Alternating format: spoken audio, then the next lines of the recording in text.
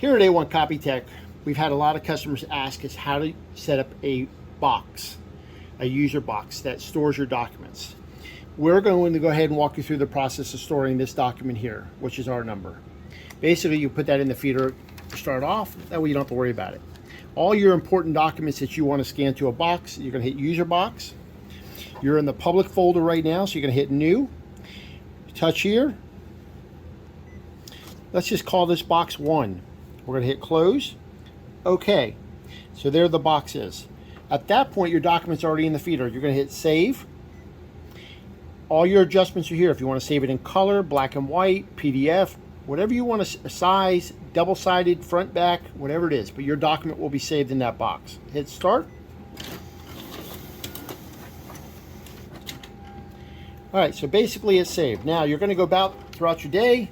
You're going to go back in your copy mode, make your copies throughout the day. You decide you want to make a copy of this original once again, but you no longer have the original.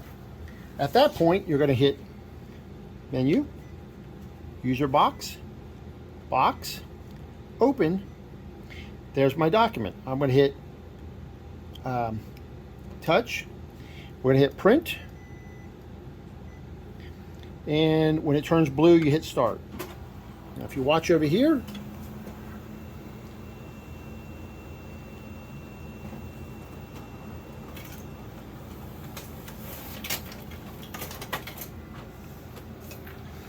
this is the document that just came out of the machine.